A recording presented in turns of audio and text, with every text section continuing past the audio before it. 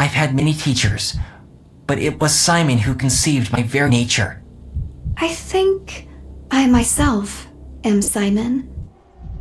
Why would a story intended to put quite a serious, often moving and emotional narrative break itself with structured reminders of its fictional nature?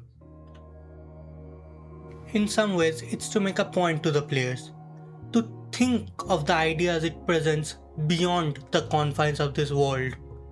But there's another layer to this. The game wears the aesthetics of theatre.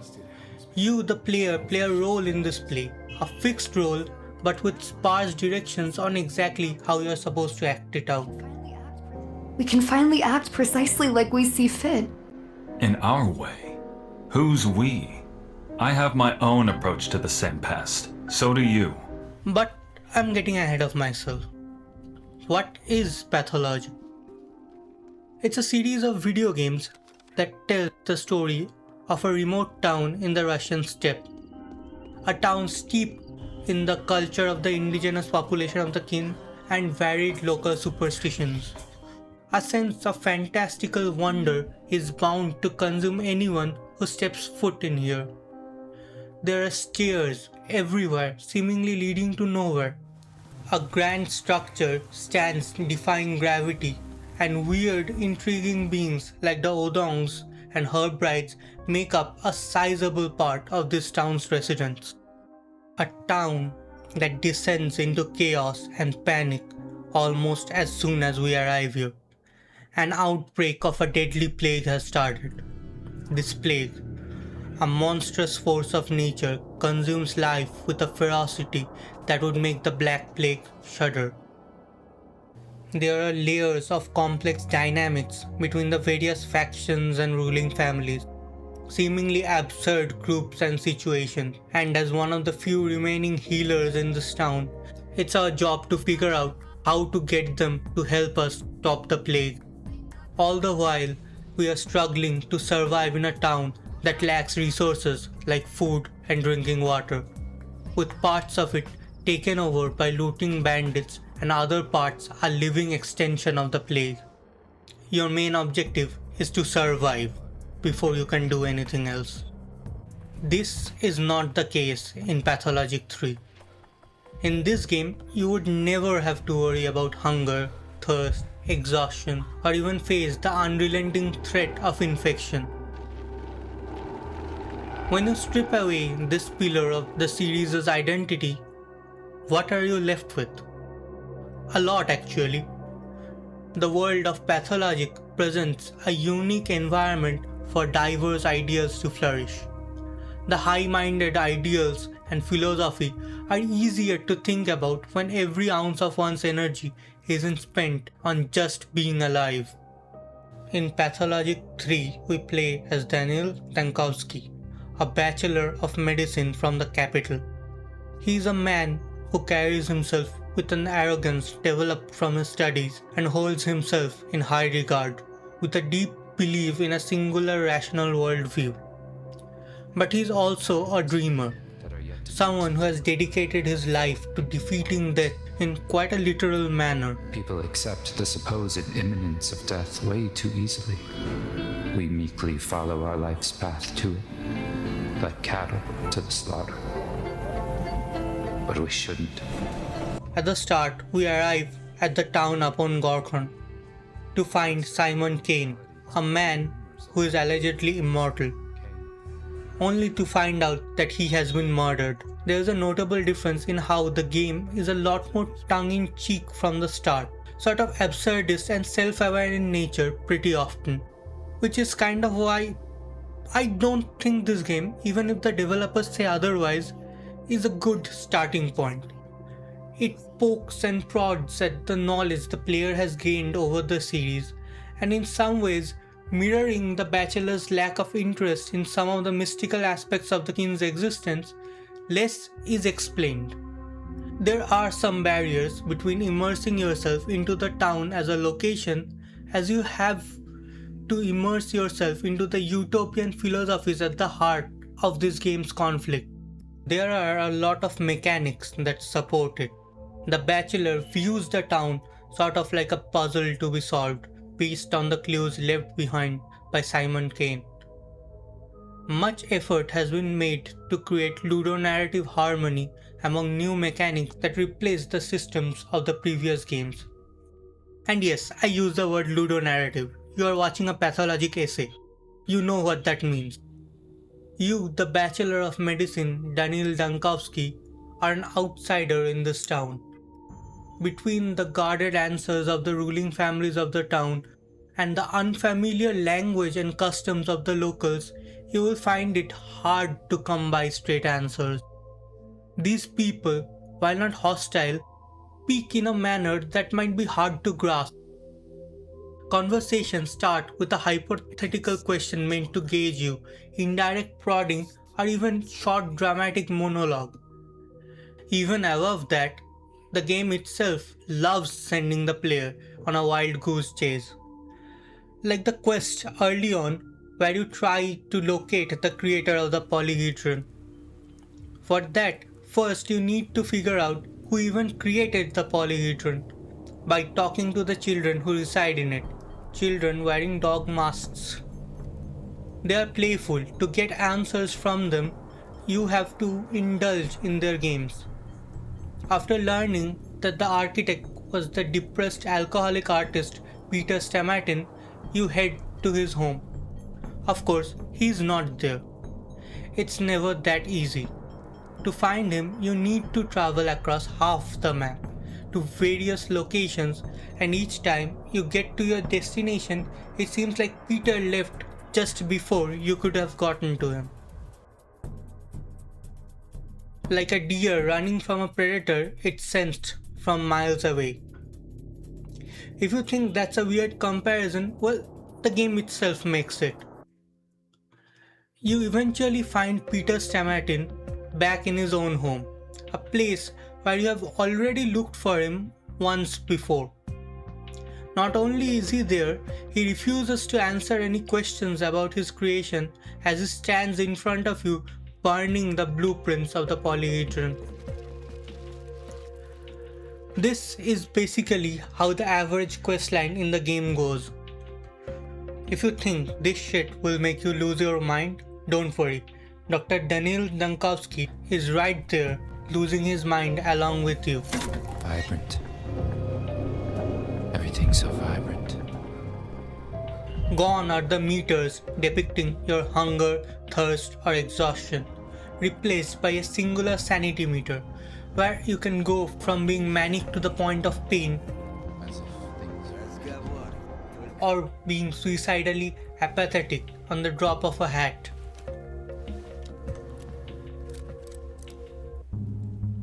Daniil's laboratory, Thanatica, is being shut down, and with that, his life's work on death will be gone. And he runs away, or in a highly improbable last-ditch effort, comes to town hoping to save Thanatica on the basis of finding the immortal man. Or in a highly improbable last-ditch effort, comes to town hoping to save Thanatica on the basis of finding the immortal man, proving the value of his work. Maybe a bit of both. He is at the edge of despair, looking to grasp something greater than himself, while what he thought was his life's work disappears and he won't even be there. The meter drains passively as he seems to be on the edge of letting go. But he can't run away from this town. Not so easily. He has the duty towards Thanatica, and when the plague comes, duty as a doctor. The town is a cage, but being locked in gives Dankovsky the environment to make the introspection needed for him to understand what Simon left for him. The Bachelor getting invested emotionally in the town or its inhabitants in this journey prevents apathy, but excessive agitation or anger causes him to become more manic, damaging him. But when the meter falls into the blue zone of apathy, you also steadily lose your amalgam, the all-powerful resource of the game, the resource that lets you control time itself. This is the backbone of the game, both in terms of narrative and as the primary mechanic that defines it. Mirrors represent the present reality. The Bachelor shatters it to gain Amalgam, but it only becomes 1,000 more mirrors, 1,000 realities he can now see, a new perspective to act on. This makes for incredibly complex and layered quests, stretching multiple days, with information gained several days in the future needed to solve an upcoming catastrophe or prevent unforeseen consequences of choices you thought were well made. In the worst of scenarios, the town could very well be dead by day 5. But this can be prevented if a hospital was set up in the town already. The Bachelor can find a path towards his goals, if only by moving around the town in the past, present, and the future. Dankovsky disentangles the distribution of the town as he dashes from one location to the next. This fragmentation follows fleshed out in-universe and game design logic, the Bachelor's tendency to separate out tasks into parts, and it shows his disconnect from the town as a place. Add to that the repetition inherent to redoing quests with small bits of additional info while going in the same locations. The design to add fast travel like that does well to cut out boredom that could have resulted from this. But you won't be able to smoothly go from one place to another that easily. Sometimes districts get overtaken by the plague or by rioters. Which means, well, nothing really. These districts are an annoying road bump, if anything. The plague districts are a spam of seemingly random obstacles cleared by a machine you have brought. The rioting districts are even more meaningless, as you can just aim your gun at the bandits and with moderately high mania just run through the area. It feels shallow. There is a bit more to the plagued districts. The plagued districts have Shabnak Adir, a steppe demon, the literal manifestation of the plague as a living, breathing thing, a sight the rational Daniil Dankovsky should not be able to see. It's also a repetitive gameplay segment where you get a route from an infected district and eliminate the Shabnak each day with that special concoction you make. There is an interesting narrative behind the Shabnak, but it's also unsettled in its explanation and a mess gameplay wise. As much as I find the moment-to-moment gameplay loop engaging in theory, in execution it leaves much to be desired. The mood meter in the game is easily managed no matter where you are. In a game where various things have been done to increase the efficiency of movement, this feels like friction introduced just to fill a blank space. The intended tension is swapped for tedium in regular gameplay. What's engaging about randomly looking for a dumpster to kick or a swing set to push? Add that to the fact that resources in this game are plentiful. You are hardly ever in any major danger. So much of what you can find during exploration feels inconsequential. Even the trading system, which while I did use once in a while, felt like a vestigial remnant of the second game in how simplified it was. An increasing sense of negativity has crept into my writing and seeks to overwhelm the tone right about now. But a lot has been left unsaid about the better qualities the game has. Pathologic 3 is experimental in its workings in an already niche, and when the game does manage to click, it is an experience that is intensely engaging. Pathologic 3 shows an evolution of the series in terms of presentation. It's taking a look at theatre as art and responding with cinema. Unlike theatre, in film, you can have multiple takes. The audience won't look at you with eyes half filled with annoyance and the other half with amusement if you needed to repeat the lines for a better take. You can even edit and change the story. See what best you can come up with, given what you have.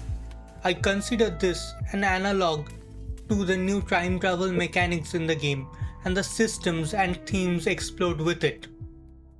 Another new mechanic that the game adds is the new diagnosis system. Dankovsky is a doctor performing his duties in the hospital in a surprisingly normal manner. Looking at disease symptoms that have manifested on the various patients, talking to them, understanding how and when they got sick and how they feel. But it's sort of a morbid task. All the patients Daniil gets to diagnose are those who have already contracted the sand plague. They are doomed to die. The only thing that slowed this is the fact that they are suffering from other diseases, which has temporarily stopped the plague from making progress in their bodies. Daniil is hoping to get their help in making a vaccine every single day, as the plague mutates quickly.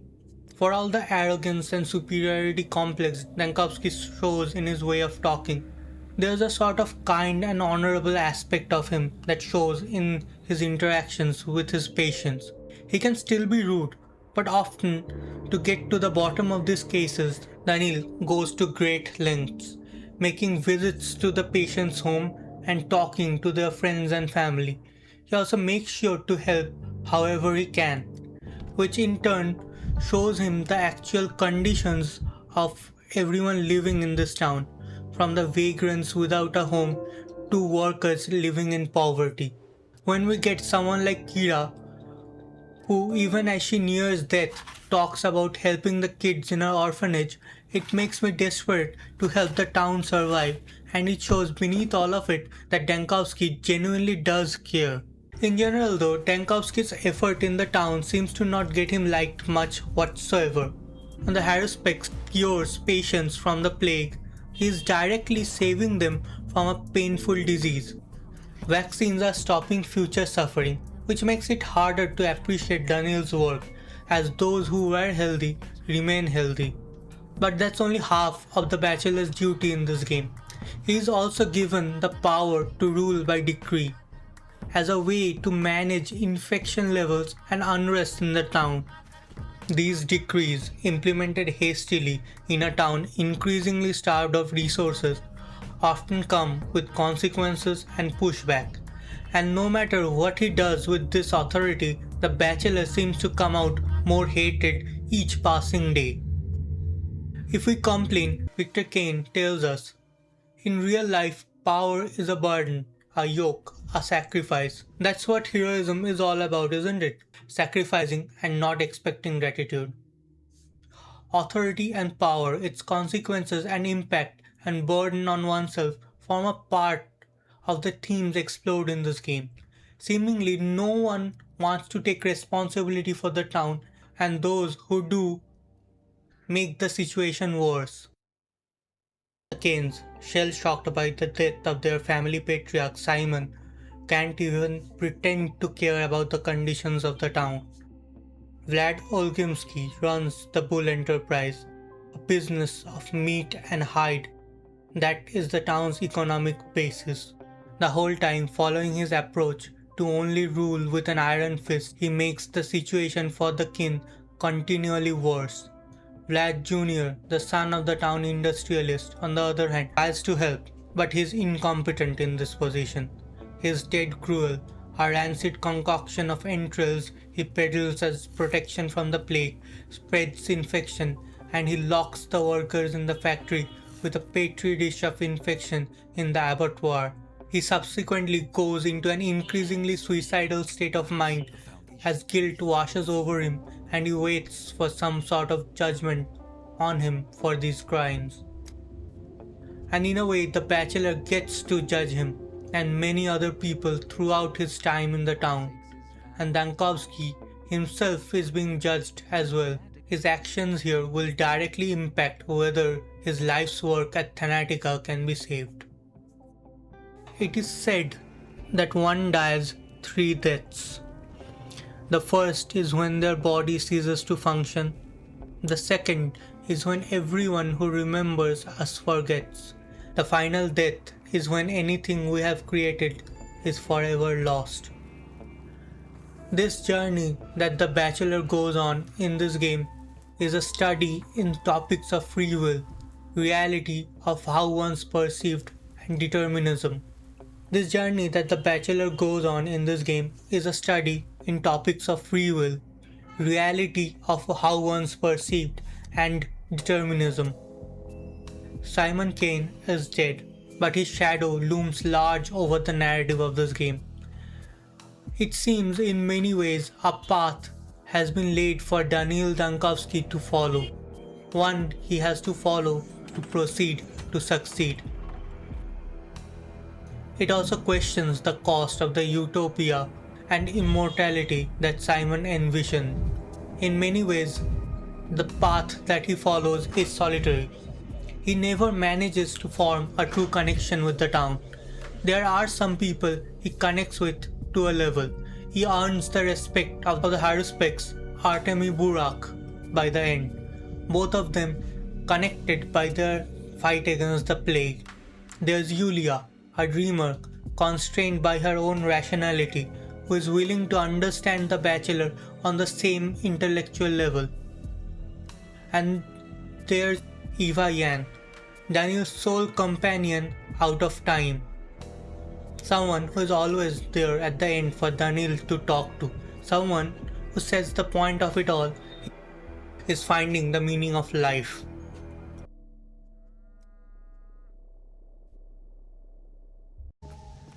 I have problems with the game beyond even the ones I mentioned already.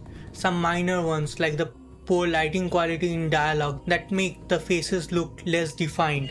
Hell, I don't even find the main conflict and its solution satisfying, as I have a personal disdain for determinism and correct answers in complicated narratives, which does appear as a result of the game's structure as well. But these pale in comparison to the quality of writing and the sheer level of depth that has gone into exploration of the various themes of this game.